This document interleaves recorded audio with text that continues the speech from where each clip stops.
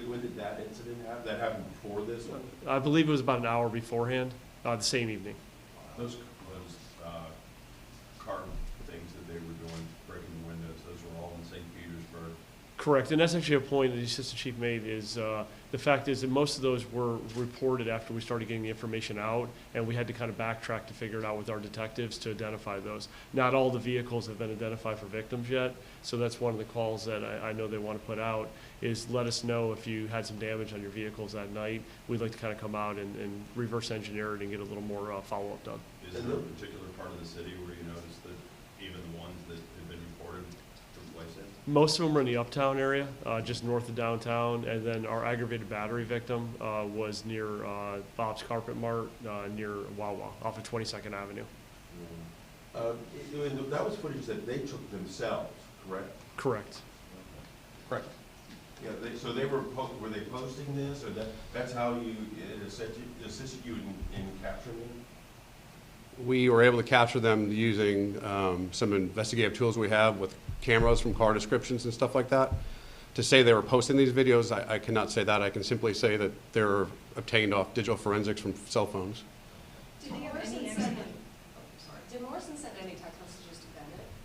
Did Morrison send any text message? Yes, he did. Savon Morrison on 10/21 of 2022 at 12:04 in the afternoon, which was after our press conference, said that they don't know expletive about this. How soon were you able to locate that second suspect that you were looking for him the last time you checked in with you?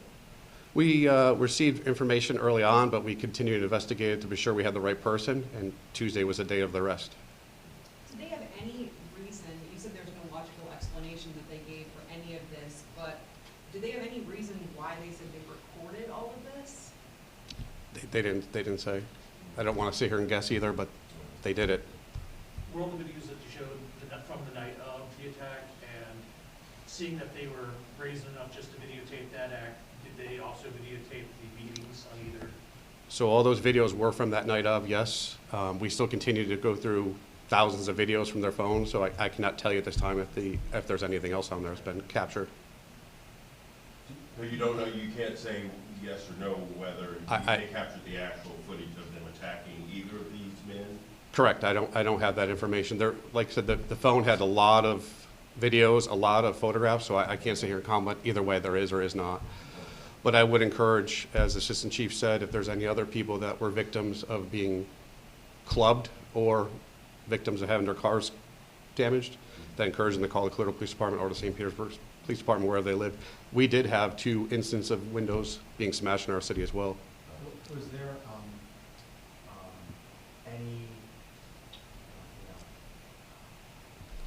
Was there any effort made to find out if there was a trigger that day? Did something happen? We continue to investigate the victimology of this entire thing, but I think if you look at the one board, there's a message that says they're about to get ghetto. So this was obviously pre-planned in their mind that they're going to go out and start wreaking havoc throughout the cities. Was the elderly man doing anything in particular, walking to a store, or? So not our individual survived. He was an aggravated. He was, as far as I know, he was just out at night, nothing in particular, and they located him on 22nd Avenue. So He was walking though? 22nd Avenue North. Yeah. He was walking? I'll have to check. I thought he was on a bicycle, but I'm not 100% sure, but I can get you that information if you need that. And he's improving. I assume he's still in the hospital? Correct. He is improving. Correct. In the hospital? I believe he's been released now. Yes. Looking Caucasian? I would have to ask. You're not releasing his name or anything? No, he was a victim of a crime, and at that point we didn't release his name. So it might be something we can follow up later on if there's a need. Looking at the Instagram post that you guys have on the board here, it seems like their intent was to murder, where he's going, I murdered 2 people. It seems like that was the intent of both victims. Doesn't get much clearer than that. You were saying about how they were using something that looked like a crowbar, but looking at it, they had quite a challenge trying to break through glass. Can you give us a better description of what that was exactly they were using? I would describe it as a tire iron that you find in the back of the trunk of your car to change your spare tire, where it has an attachment for the actual lug nut on it. I would describe it as a tool very similar to that. Obviously, this was such a difficult moment for the Chapman family. Could you just give us a description of like who Jeffrey was? It seemed like he was someone who was out and about in North Beach quite a bit. So Jeffrey Chapman was a gentleman that lived on the north end of Clearwater Beach that enjoyed the beach. He enjoyed riding his bicycle or walking on the beach. He has an extensive group of friends that lived on the beach. He's also very much a family man. I believe it was every 6 weeks he'd fly to Maine to visit his relatives in Maine. He was a person that did not deserve this at all. Very much a family man and a man of his community. What is your goal in releasing this video? Well, the first goal was to show their violent tendencies that they had. This was completely, like I said, wrong what they did. But it's also to gather other victims out there. There could be other people out there that didn't bring this forward, and we want to push everything we can to solve everything that we can. Your message to the public, I mean, these were random attacks, which is probably the scariest kind of attacks of all. That could be anyone. But your message to the public about just the ability to try to curb violence like this, even though it's very difficult. I would describe this as a very random act. This happened to be the wrong place at the wrong time. We continue to police very thoroughly in Clearwater Beach. There is not a threat to the public out there.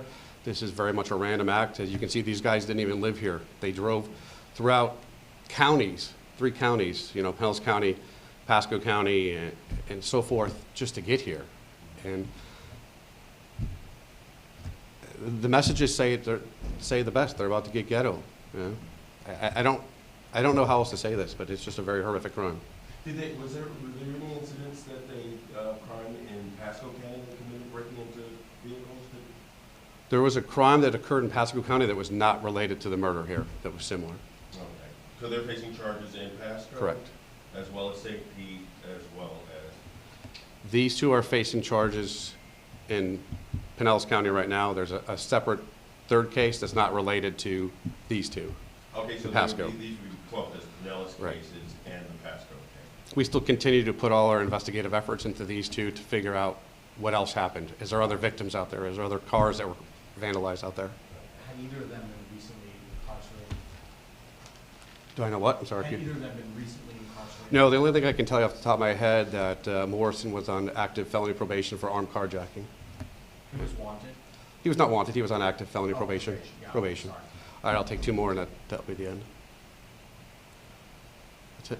All right. Thank you very much, guys. I appreciate it. Thanks for coming out.